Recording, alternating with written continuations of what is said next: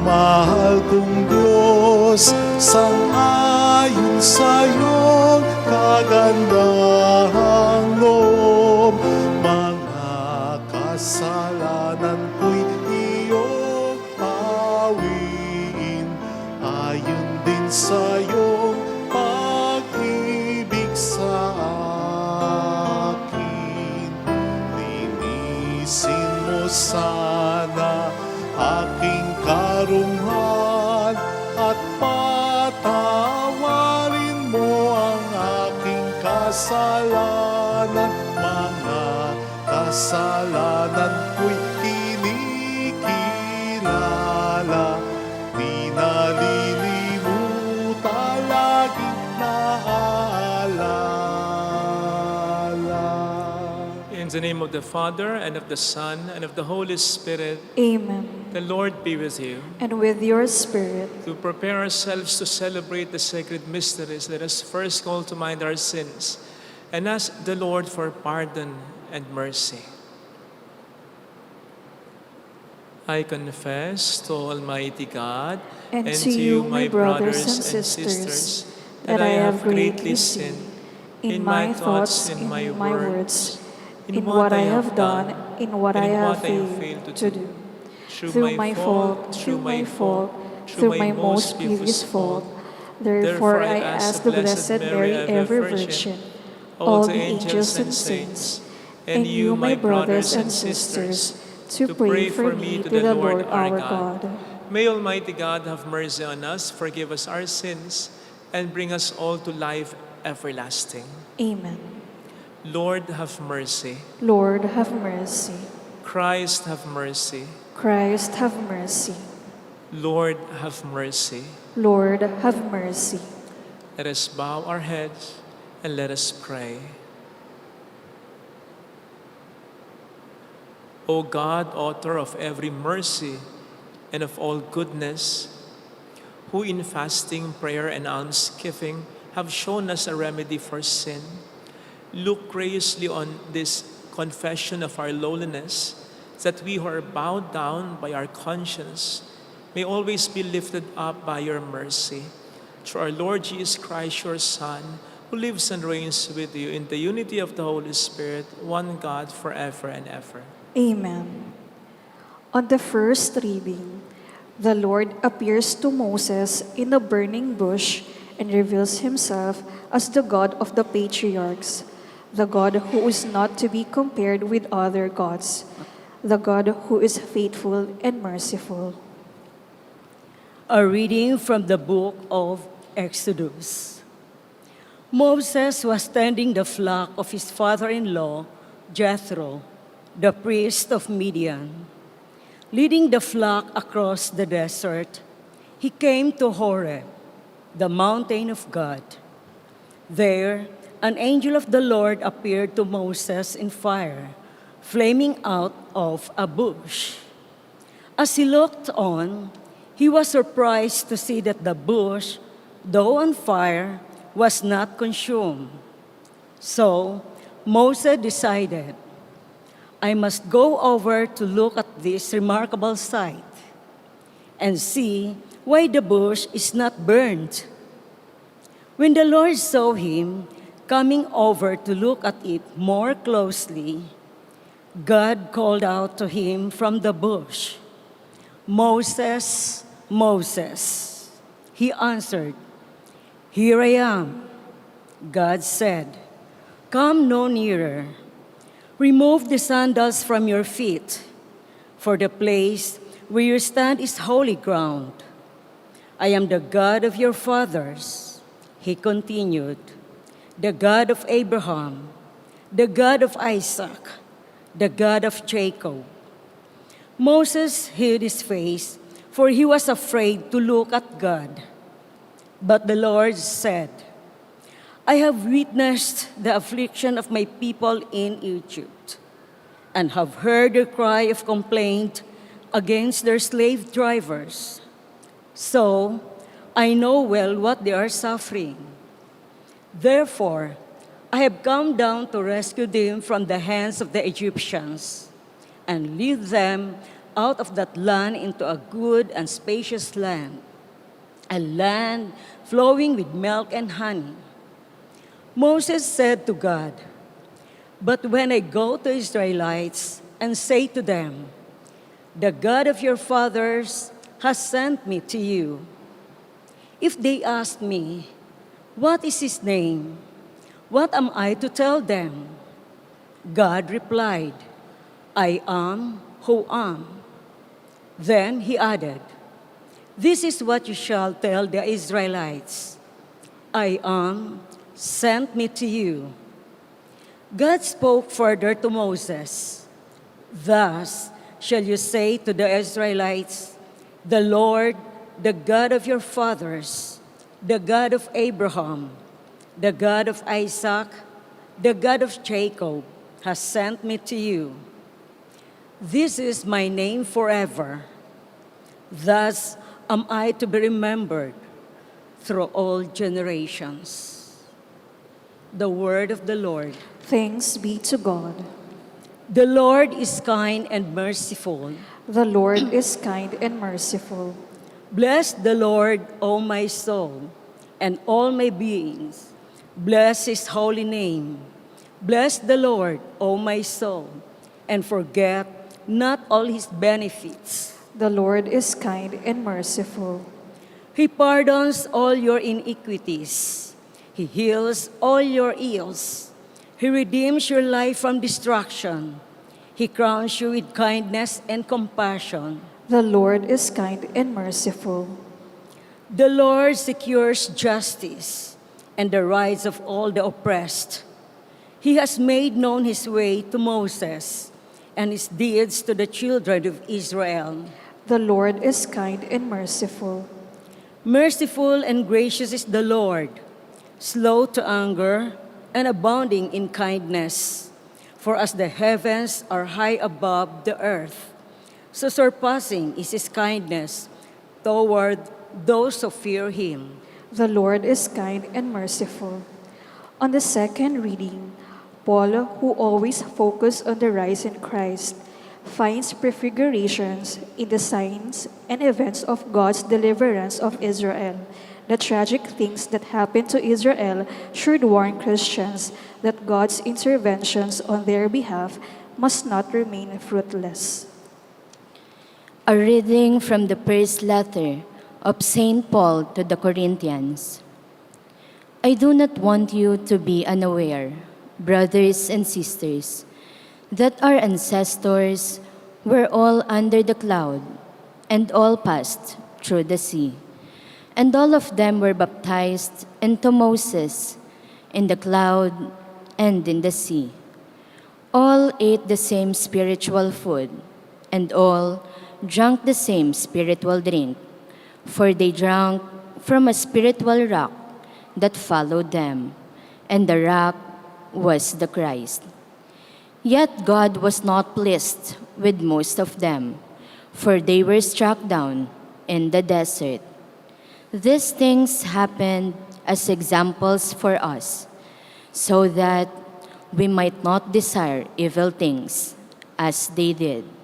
Do not grumble as some of them did, and suffered death by the destroyer. These things happened to them as an example, and they have been written down as a warning to us, upon whom the end of the ages has come.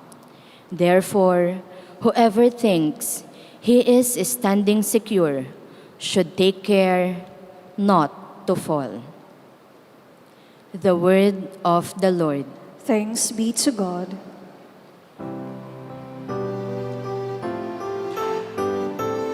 Glory to you, O Word of God. Glory to you, Lord Jesus Christ. Glory to you, O Word of God. Glory to you, Lord Jesus Christ. Repent, says the Lord. The kingdom of heaven is at hand. Glory to you, O Word of God. Glory to you, Lord Jesus Christ. Glory to you, O Word of God. Glory to you, Lord Jesus Christ.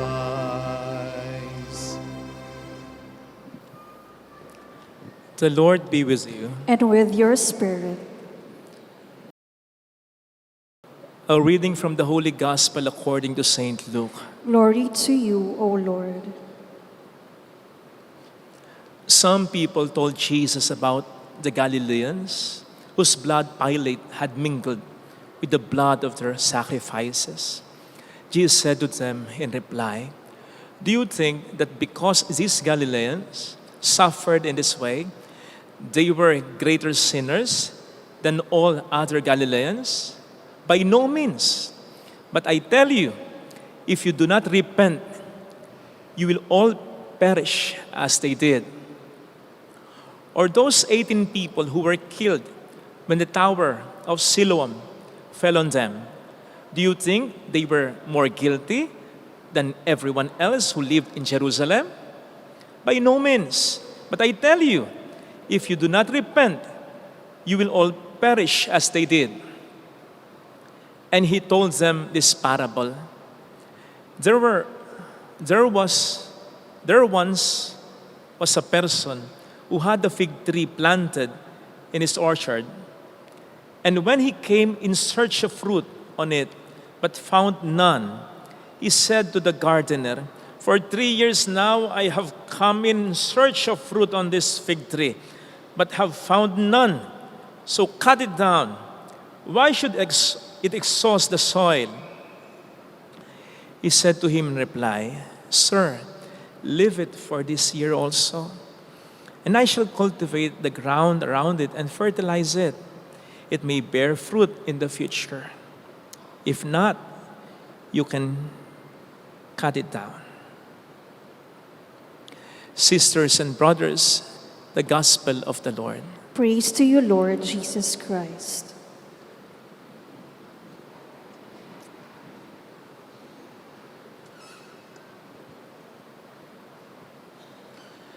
Welcome sa Our Lady of Lasalle at Quasay Parish, kung saan ayos lang umiyak at samahan tayo ng mahal na ina sa pag-iyak at sa pagdarasal upang maging maayos ang lahat.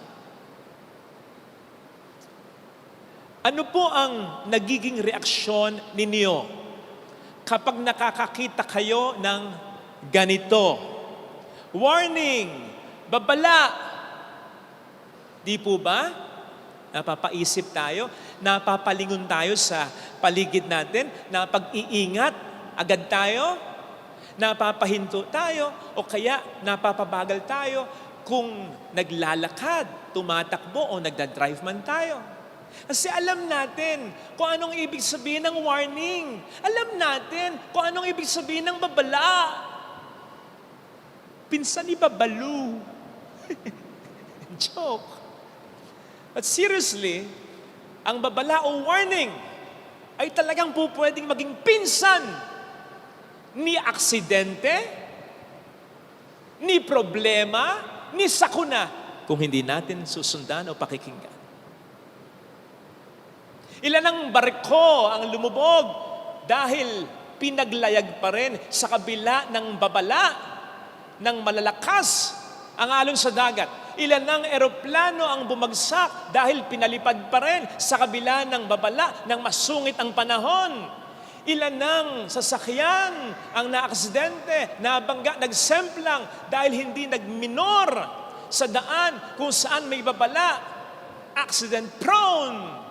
At ilan ng tao ang namatay dahil tumawid pa rin sa daan kung saan may babala na ganyan, bawal tumawid, nakamamatay. Kaya nga, pinalitan na rin yung karato lang yan eh. Kasi may tumatawid pa rin eh.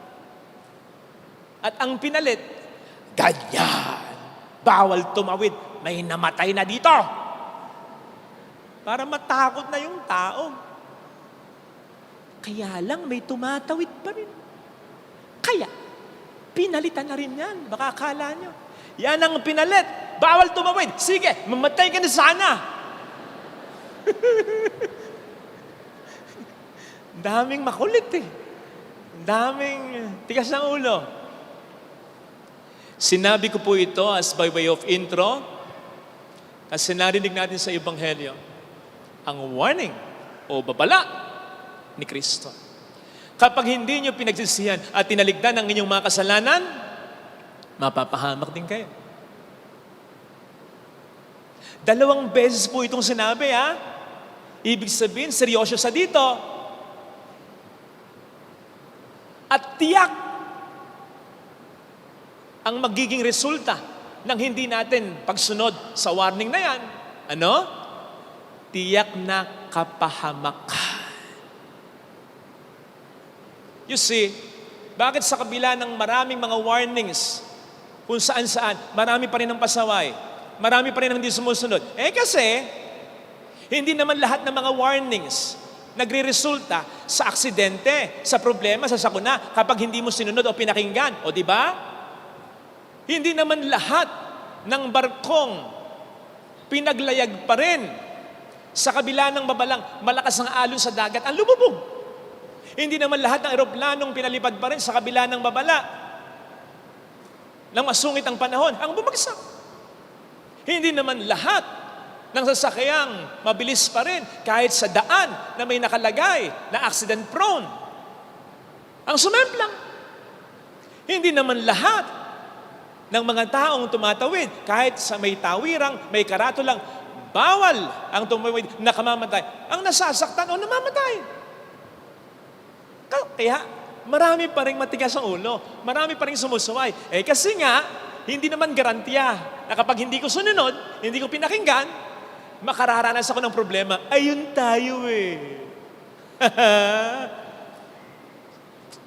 Hindi ko sinasabing tama yan. Pero, huwag niyong dadalhin sa warning at babala ng Panginoon niya. Anong sabi niya? 2 beses? Yung intro, ano sabi niya? I tell you, sinasabi ko sa inyo. Di ba mga magulang, kapag kayo nagsalita ng ganyan, sinasabi ko sa iyo, tatamaan ka. Ay, matindi na yan. Pero po pwede pa kayong sumablay dyan, lambing-lambingin lang kayo, bula-bulahin lang kayo. Sinasabi ko sa iyo, huling parcel mo na yan. Naku, hindi. Hindi. Bula-bulahin ka lang ng misis mo. Hindi huling parcel yan. Pero ang Diyos, pag sinabi niya, isang salita lang yon, totoo yon. Kaya, wag nating iismulin yung babala, sapagkat sigurado yung babala. Ulitin natin, sinasabi ko sa inyo, kapag hindi nyo tinaligdan, pinagsisihan ang inyong mga kasalanan, mapapahamak din kayo. Amen? O, nakita nyo na? Parang hindi kayo kumbinsido. Kasi naman, Father, matagal na akong nagpapa 5, 6, 5 taon na. Di naman ako nagkakasakit. Paldo-paldo pa rin yung kinikita ko. Kasi naman, Father, alam mo yun, tagal na akong may kabit. Hindi naman ako nahuhuli. Happy. Anong sabi sa ating kalawang pagbasa? Huwag mong pakasiguradong nakatayo ka, baka bigla na lang bumulagtak ka. Tandaan po natin mga kapatid yung tiyak na kapahamakan na sinasabi dito sa Ebanghelyo kapag hindi natin pinagsisihan at tinaligdan ang ating mga kasalanan, hindi ito necessarily tumutukoy lang. Okay? Hindi ito necessarily tumutukoy lang sa kapahamakan ng katawan at pagkasira ng kabuhayan. So wag mong sabihin, kahit gumagawa ako ng masama, malusog pa rin naman ako. Wag mong sabihin, kahit gumagawa ako ng masama, paldo-paldo pa rin naman ang pera ko. Hindi yan ang tiyak na kapahamakan na sinasabi sa Ebanghelyo. Sapagkat alam naman natin, may mga masasamang taong mayayaman din naman. Walang problema sa buhay halos. Malulusog naman. At may kilala tayong mga mababait, pero may matinding sakit at gipit na gipit. So hindi yan yung tiyak na kapahamakan na sinasabi ni Kristo sa ating Ebanghelyong napakinggan, kundi yung pinakamatindi sa lahat ng mga kapahamakan, ang kapahamakang dinudulot ng kasalanan, ang kapahamakan sa impyerno.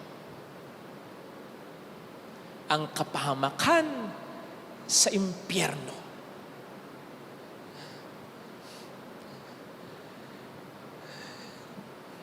Minsan may nagsasabi, Father, impyerno ang buhay ko sa asawa ko. Huwag mong ikumpara. Kahit gaano pa kawalang ya ang asawa mo. Kung mapupunta ka ng impyerno, wag naman pero kung mapupunta ka ng impyerno, sabihin mo, kahit 1 milyong kasing impacto ng asawa ko, okay lang, wag lang akong mapunta dito. Kasi hindi natin po pwedeng ikumpara kung ano man ang nararanasan natin ngayon sa impyerno. Ibang klase sa impyerno. Tandaan po natin ang impyerno ay pagkawalay sa Diyos. Pagkahiwalay sa Diyos. Kapatid, gaano man katindi ang problema mo, may cancer ka man stage 4, gipit na gipit ka man, kapag naniniwala ka sa Diyos at nararamdaman mo ang Diyos, kahit pa paano gagaan ang kalooban mo, tatapang ka kahit pa paano. Isipin mo, hindi lang cancer ang pinag-uusapan natin dito. Hindi lang kagipitan ang pinag-uusapan natin dito. Paghihirap to the highest level. Tapos walang Diyos. Yun ang impyerno.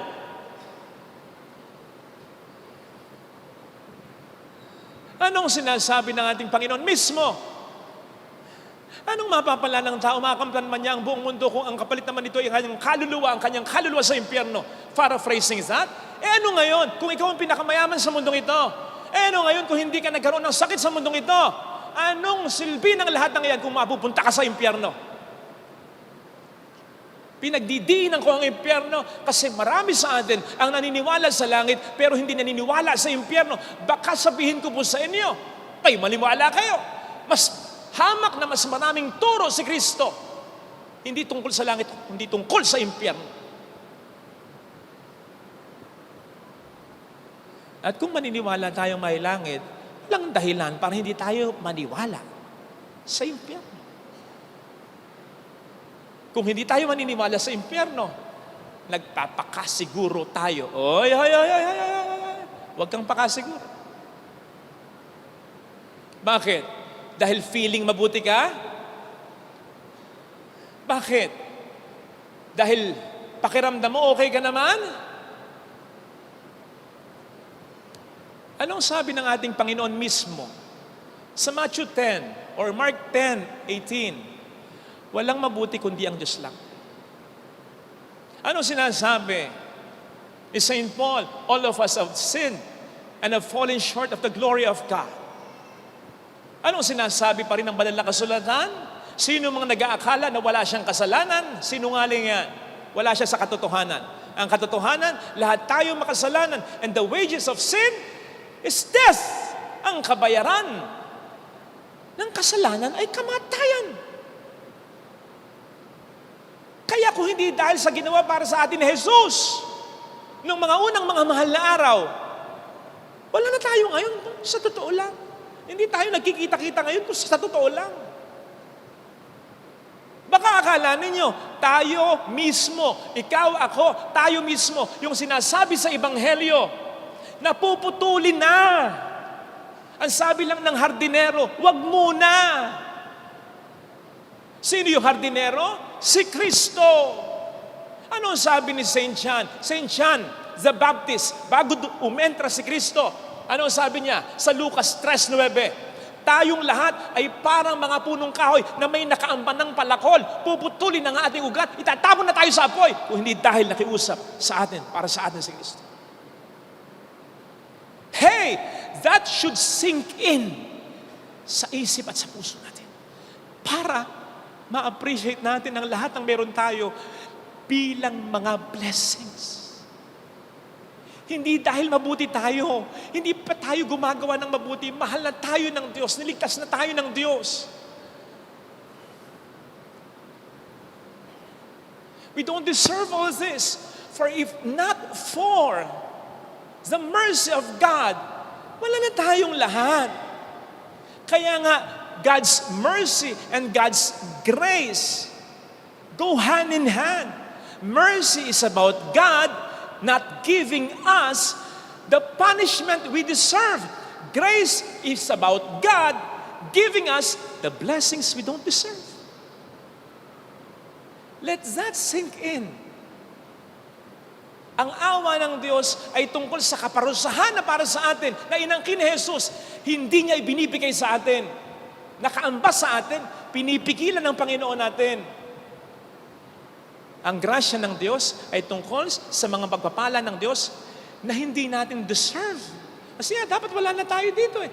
Pero binibigay pa rin ng Diyos sa atin. Why should that sink in? Kasi, madalas ganito tayo eh. Tinatanong natin, why do bad things happen to good people? Di ba? Bakit may masamang nangyayari sa taong mabubuti? Mali yung tanong. Bakit? Sino ba mabuti? Walang tao mabuti. Ang tendency tuloy natin, pag may nangyayaring masama sa inaakala nating taong mabuti, kinu-question natin ng Diyos. Bakit nagkasakit ako? Bakit nagkasakit yung mahal ko? Kinu-question natin siya, lalong-lalo na kapag malapit sa atin at tayo mismo yung inaakala nating mabuti. Ang tendency tuloy, nagkagalit tayo sa Diyos. Nagtatampo tayo sa Diyos. Humihina ang pananampalataya natin sa Diyos. Hindi dapat ganun ang tanong. Sapagkat alam naman natin, kahit ang mga masasama, they also experience bad things. Lahat tayo magkakasakit. Lahat tayo mamamatay. Bahagi ng ating buhay. So wag mo itanong yan.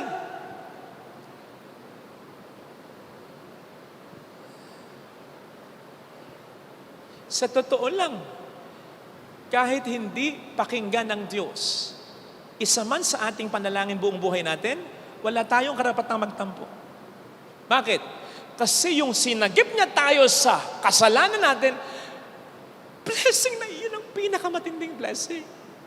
Sige nga, paano ka tatawag sa Diyos para humingi ng blessing ng kagalingan? In the first place, hindi ka naman pala mabubuhay. I mean, hindi ka dapat buhay. Hindi ako dapat buhay. So yung mga blessings na health, kung ano man, bonus na lang. Alam po ninyo, ang pinakadapat nating tanungin mula ngayon, please, ito na.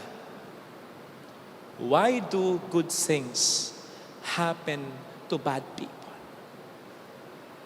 Bakit may mabubuting nangyayari sa tulad kong makasalanan, sa tulad kong masama, sa tulad kong hindi deserving ng pagmamahal ng Diyos? Kasi nga mahal ka niya. At bakit may mga nangyayari pang blessings? Kasi gusto niya tayong baguhin. At ang gusto niya na bumago sa atin ay ang pagmamahal niya sa atin. Sipin ninyo mga kapatid, yung puno ng igos, yun lang puntong sinabi ng hardinero, wag mo na putulin. Okay na yun eh. Dapat magpasalamat na yung puno ng igos dun eh. Okay na yun. Buhay siya. Hindi siya pinutol eh. Pero anong sabi ng hardinero? Ikukultivate ko po, aalagaan ko po, lalagyan ko po ng pataba. Psst. Hindi lang tayo niligtas ng Diyos. Binigyan pa tayo ng maraming mga biyaya ng Diyos. Kasi gusto ng Diyos tayong baguhin. At ang gusto ng Diyos, sapagkat ang tunay na makapagpapabago sa atin, alam niyo po kung ano? Kung talagang paniniwalaan natin ang pagmamahal ng Diyos sa atin. Gusto ko yung sinasabi sa act of contrition, kung kabisado nyo yun. And I detest all my sins because I fear the loss of heaven and the pains of hell. But most of all, I offended you, my God, who are all good and deserving of all my love. Nagsisisi ako sa kasalanan ko. Hindi lang dahil ayaw kong mapunta ng impyerno. Hindi lamang dahil gusto kong mapunta ng langit. Nagsisisi ako sa kasalanan ko sapagkat ikaw ang pinaka nagmamahal sa akin. Sinasaktan kita kapag nagkakasala. Yun ang tunay na makapagbabago sa... Kaya ngayong mga mahal na araw, warning! Huwag kayong mag-concentrate sa pagmamahal nyo sa Diyos. Lord, mahal kita. Mag-concentrate tayo sa pagmamahal ng Diyos sa atin. Tandaan natin, ang mga mahal na araw ay hindi tungkol sa pagmamahal natin sa Diyos.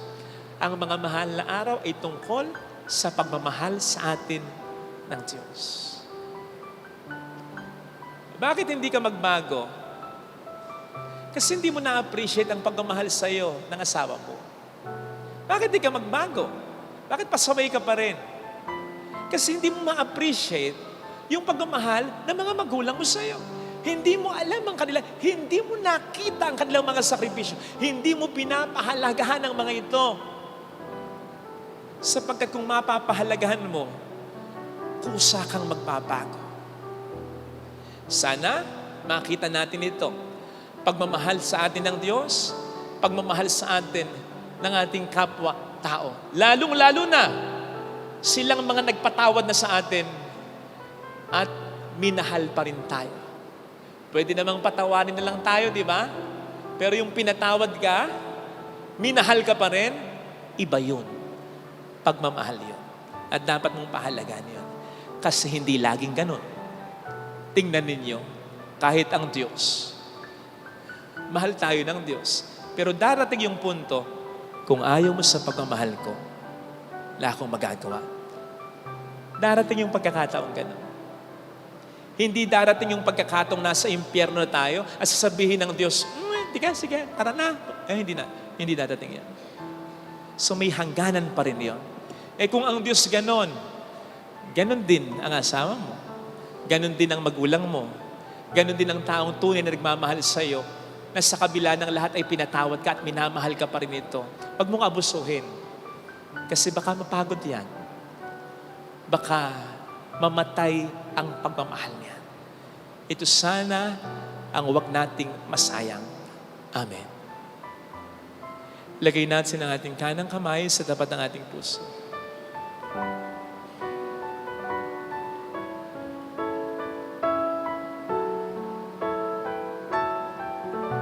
Awitin natin, alam kong may magagawa ang Diyos.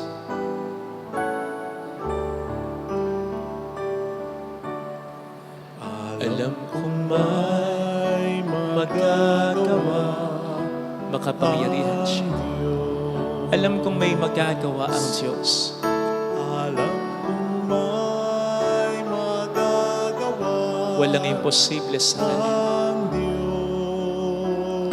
Kung ako'y magtatapat, Kung ako'y magtatapat sa Kanya'y maglilingkod, sa Kanya'y maglilingkod, alam kong may magagawa ang Diyos. may magagawa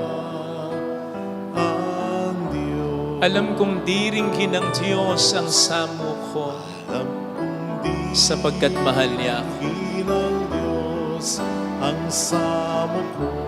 Alam kong diringgin ng Diyos ang samo ko. Alam kong diringgin ng Diyos ang samo ko.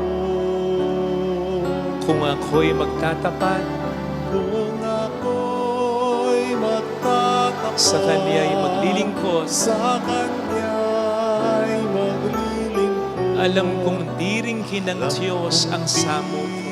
diringgin ng Diyos Pikit natin ang ating mga mata. Panginoon, tulungan mo akong makita at pahalagahan ang pagmamahal mo. Tulungan mo akong magbago dahil dito. Tulungan mo akong tumanaw ng utang na loob sa iyo. Sapagkat ang kasalanan ko, madalas, siguradong ang ugat naman ay yabang ko. Mabuti ako, magaling ako, hindi kita kailangan. Hindi ko man yun aminin. Yun ang aking ipinaparamdam sa iyo. Sapagkat yun din naman ang nakikita mo sa mga actions ko. Tulungan mo ako, Panginoon. na mas makita ang pagmamahal mo. Tulungan mong makita rin ng pinagdarasal kong magbago ang pagmamahal ko sa Kanya. Makonsensya nawa siya. Mayroong magandang mangyayari sa iyo kung lalapit ka kay Jesus. Maaaring matagal, maaaring maging mahirap, pero magiging maayos din ang lahat. Mayroong magandang mangyayari sa iyo. Kung lalapit kay Jesus.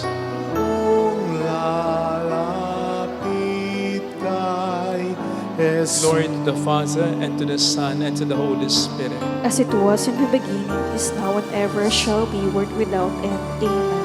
Ay. Taas po yung kamay kapag pangit yung sound system sa inyo. Okay naman, narinig nyo?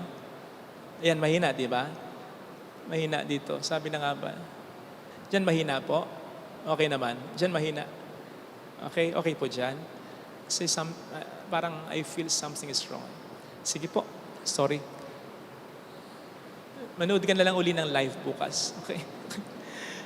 I believe in God, the Father Almighty, Creator of heaven and earth, and in Jesus Christ, His only Son, our Lord, who was conceived by the Holy Spirit, born of the Virgin Mary, suffered under Pontius Pilate, was crucified, died, and was buried.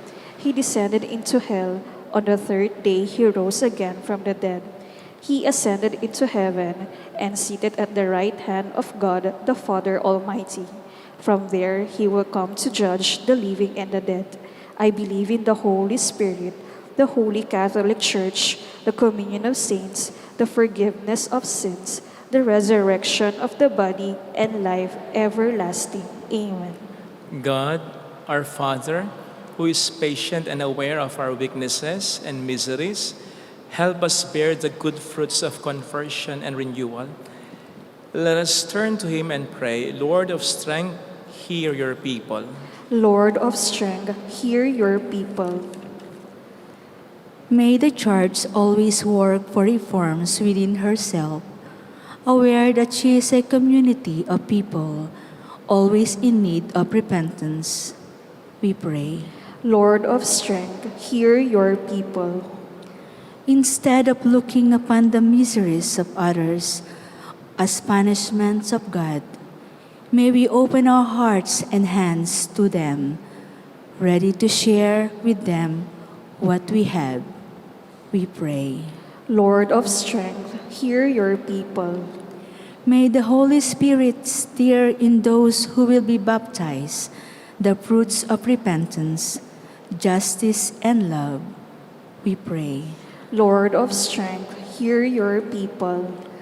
Protect our brothers and sisters who have precarious and high-risk jobs, those who work for peace and order, and all those we love and care for. We pray. Lord of strength, hear your people. Let us pray for the urgent concerns of our community and our personal intentions. We pray. Lord of strength, hear your people. Father, hear our prayer. Give us strength to be faithful to our Lenten observance of more intense prayer and more willing service to our brothers and sisters. We ask this through Christ our Lord. Amen. Offertory.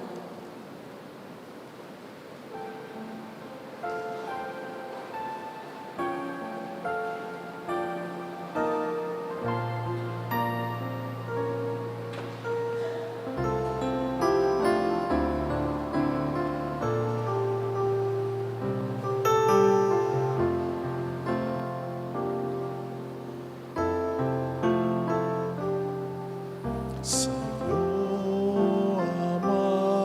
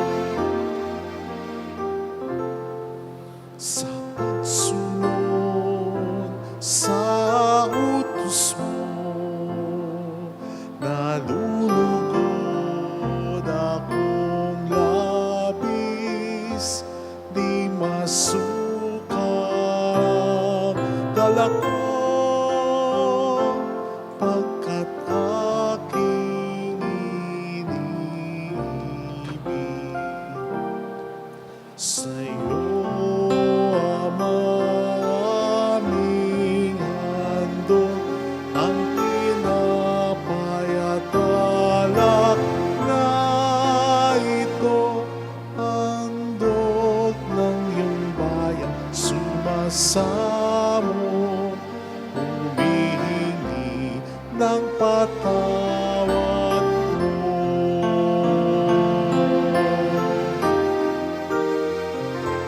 Sa gitna ng kahirapan, ang nadama ko ay aliw, pagkat buhay ang natamo sa pangako mo sa akin. Sa'yo, Ama, aming handog ang tinapay at alak na ito, handog ng iyong bayan, sumasamo, humihingi ng patawad mo.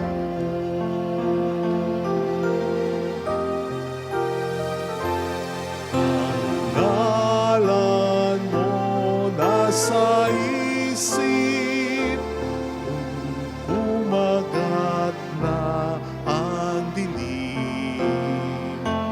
Panginoon, aking sinisikap, na utos mo'y laging sundin. Sa'yo, Ama, aming handog ang tinapay at alak na ito, handog ng iyong bayan, sumasamo, humihingi ng patawad mo.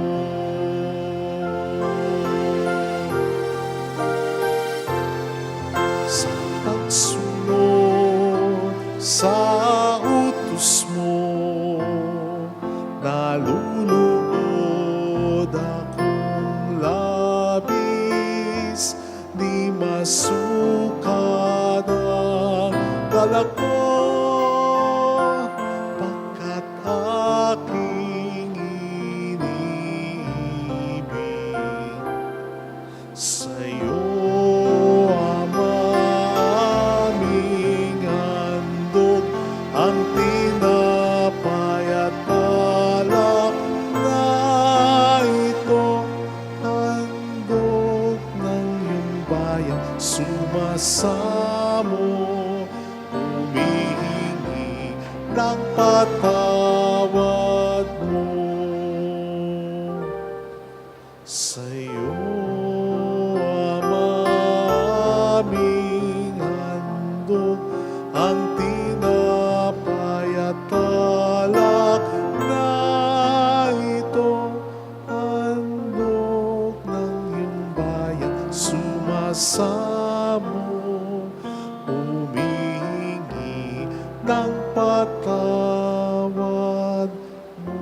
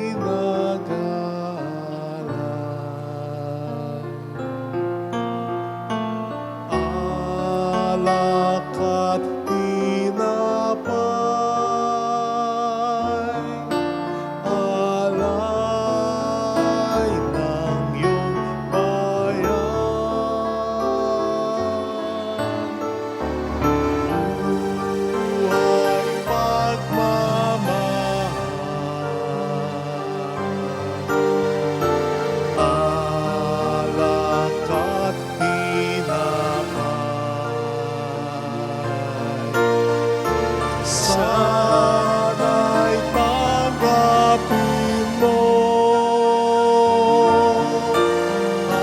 Amang mapagmahal.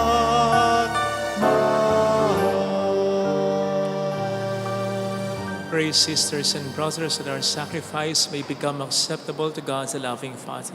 May the Lord accept the sacrifice at your hands for the praise and glory of his name, for our good and the good of all his holy church. Be pleased, O Lord, with these sacrificial offerings, and grant that we who beseech pardon for our sins may take care to forgive our neighbor. Through Christ our Lord. Amen. The Lord be with you. And with your spirit, Lift up your heart. we lift them up to the Lord. Let us give thanks to the Lord our God. It is right and just, It is truly right and just, our duty and our salvation, always and everywhere, to give you thanks. Lord, Holy Father, Almighty Eternal God, for you have given your children a sacred time for the renewing and purifying of their hearts, that freed from disordered affections, they may so deal with the things of this passing world as to hold rather to the things that eternally endure. And so with all the angels and saints, we praise you as without end we acclaim. Holy, holy, holy Lord God of hosts, heaven and earth are full of your glory. Hosanna in the highest. Blessed is he who comes in the name of the Lord. Hosanna in the highest. You are indeed holy, O Lord, the fount of all holiness. Make holy, therefore, these gifts, we pray, by sending down your Spirit upon them like the dewfall, so that they may become for us the body and blood of our Lord Jesus Christ. At the time he was betrayed and entered willingly into his passion, he took bread and, giving thanks, broke it, gave it to his disciples, saying, "Take this, all of you, and eat of it. For this is my body, which will be given up for you."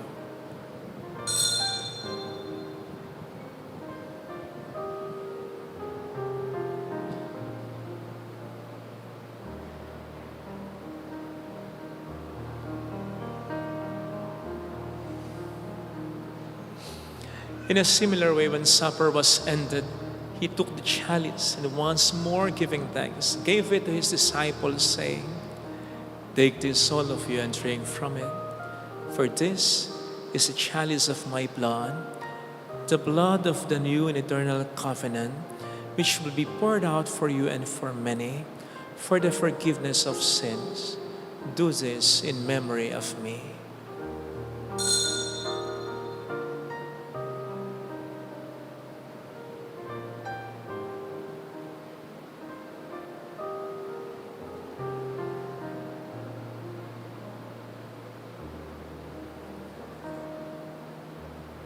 Let us proclaim the mystery of our faith.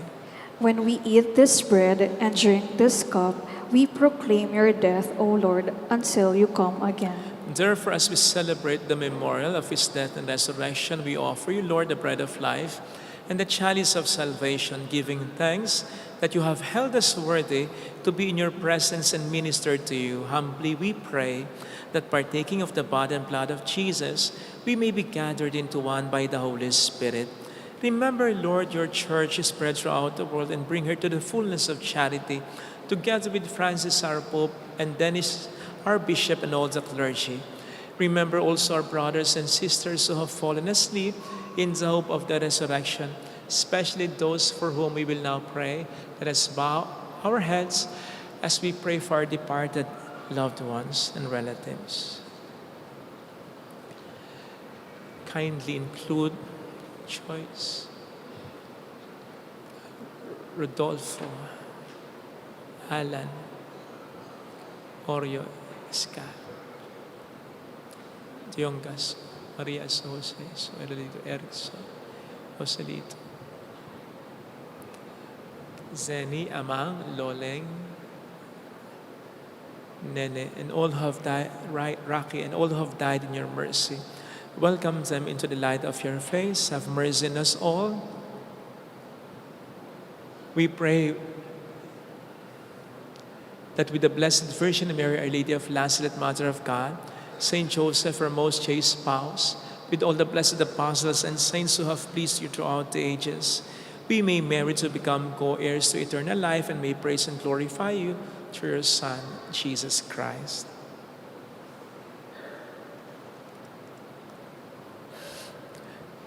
Sa pamamagitan ni Kristo, kasama niya at sa Kanya, ang lahat ng parangal at papuri ay sa iyo, Diyos Ama, makapangyarihan, kasama ng Espiritu Santo, magpasa walang hanggan.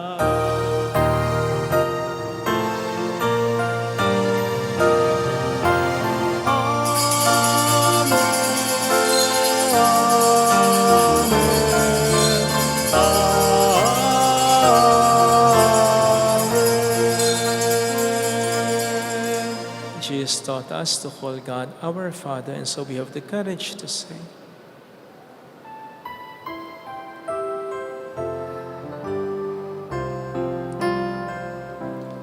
Our Father, who art in heaven, hallowed be thy name. Thy kingdom come, thy will be done, on earth as it is in heaven. Give us this day our daily bread, and forgive us our trespasses, as we forgive those who trespass against us. And lead us not into temptation, but deliver us from evil. deliver us, Lord, we pray, from every evil. Graciously grant peace in our days, that by the help of your mercy we may be always free from sin and safe from all distress, as we await the blessed hope and the coming of our Savior, Jesus Christ. For the kingdom, the power, and the glory are yours, now and forever.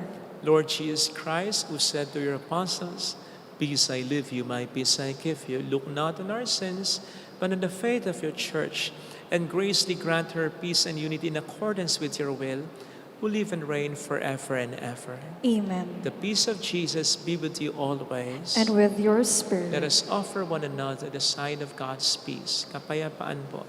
Peace be with you. Peace be with you.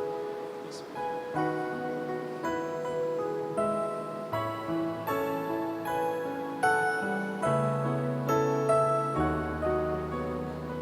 Lamb of God, you take away the sins of the world. Have mercy, have mercy on us. Lamb of God, you take away the sins of the world. Have mercy, have mercy on us.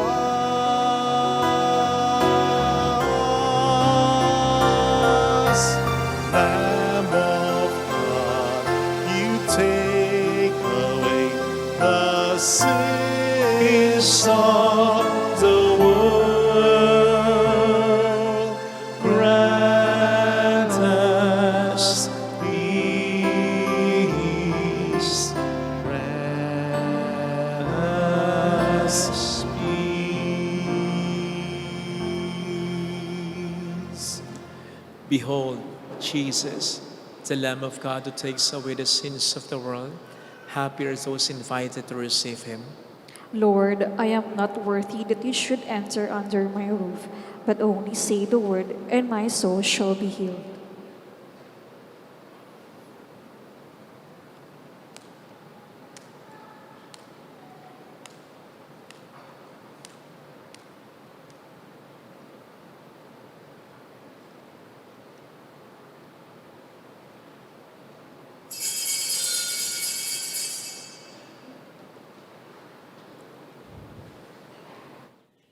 An act of spiritual communion. My Jesus, I believe that you are present in the most holy sacrament. I love you above all things, and I desire to receive you into my soul.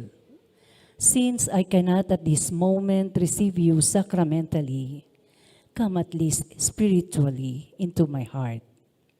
I embrace you as if you were already there and unite myself wholly to you. Never permit me to be separated from you. Amen.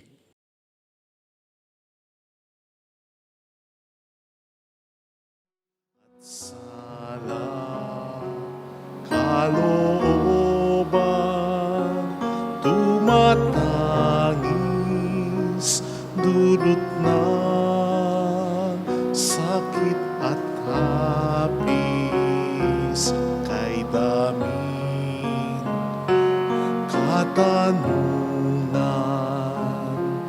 umaling kung saan-saan, lubos na nakalimutan, pag-ibig mo ang kasagutan.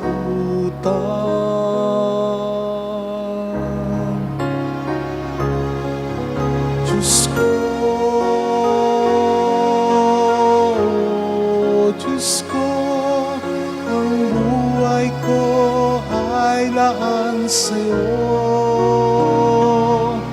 Walang ibang ninanais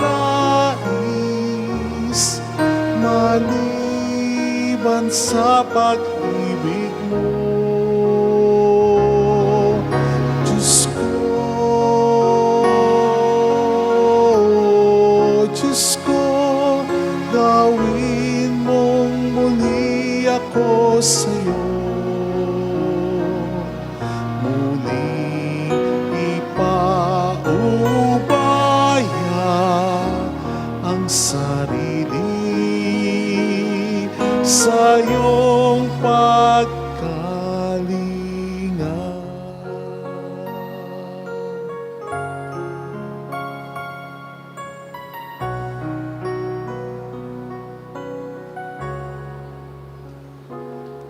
Sa gitna ng kadiliman, ang kamay ko ay iyong tangan.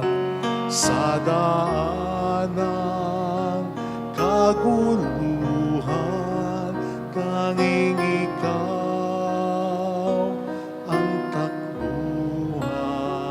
Sa sugat ng kasalanan, patuloy kang kagalingan. Sa sandali ng kahinaan, ikaw poon ang kalakasan.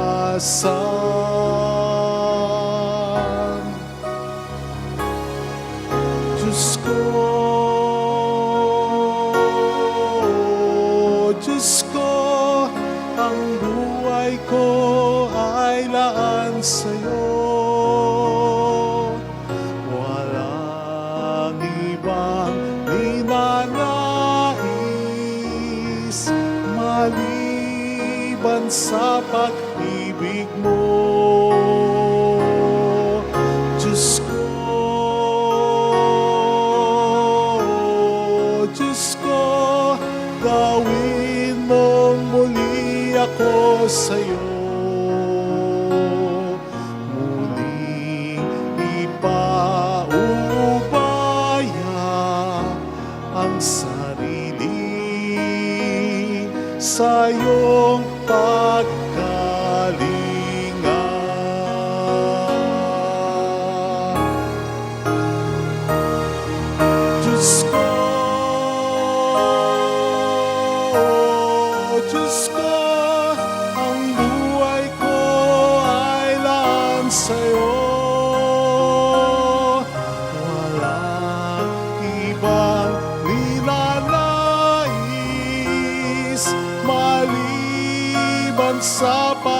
pag-ibig mo,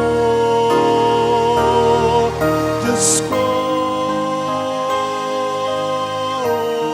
Diyos ko, gawin mong muli ako sa'yo.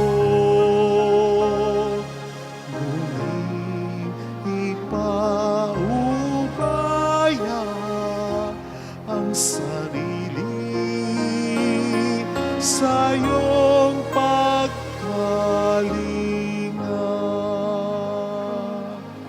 Muling ipaubaya ang sarili sa iyong pagkalinga.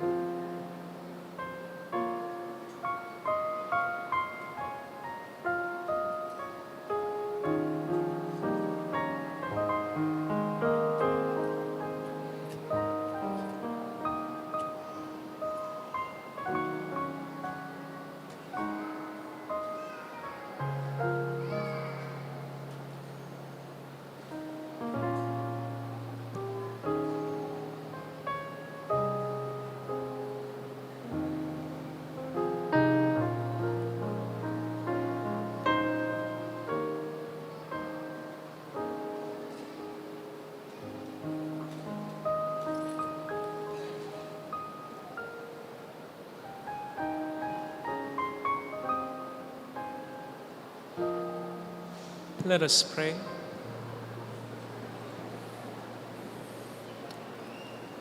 As we receive the pledge of things yet hidden in heaven and are nourished while still on earth with the bread that comes from on high, we humbly entreat, O Lord, that what is being brought about in us in mystery may come to true completion through Christ our Lord. Amen. Holy God, Holy Mighty One, Holy Immortal One, Have mercy on us and the whole world. Holy God, Holy Mighty One, Holy Immortal One, Have mercy on us on the whole world. Holy God, Holy Mighty One, Holy Immortal One, Have mercy on us and the whole world. Jesus, King of Mercy, We trust in you. alalahanin, Alalahanin, o mahal na Birhen ng Lazaret, ina ng pag-asa, ikaw ang nagpapaalala sa aming magbalik loob sa Ama. Ito ang nagpapatunay ang kagandahang loob mo'y nanatiling busilak sa pag-aaruga mo sa amin, tungkulin mo'y tinupad. Sa paanan ni Kristo'y itinuri mo kami mga tunay mong anak. Kaya ninais mo'y ni isa'y huwag mapahamak, maging sa iyong walang tigil ng pananalangin, pati luhay pumatak. Huwag namang mawala ng saysay ang iyong paghihirap. Hiling nawa namin sa iyo o aming inang liyag, na matapos ang pakikibaka namin sa mundong ito at sa pananatili naming tapat kay Kristo, sa hapurihan mo'y makibahagi kaming ganap, upang kung manasan ka ngayon ay mapanong din kaming lahat ang kaganapan ng kahalwatian ng Diyos Amay, tuluyang matupad siya nawa. Mahal na Birhen ng Lazaret, tagapagkasundo ng mga makasalanan. Ipanalangin mong walang batid kaming mga dumudulog sa iyo. Maraming salamat po sa patuloy niyong pagsuporta sa mga tulong na binibigay po ninyo. Maraming pong salamat. Wala pong papalakpak after the final blessing. The Lord be with you. And with your spirit. And may Almighty God bless you and our loved ones in the name of the Father and of the Son and of the Holy Spirit. Amen. The Mass is ended. Go in the peace and love of Jesus Christ. Thanks be to God. Salamat po.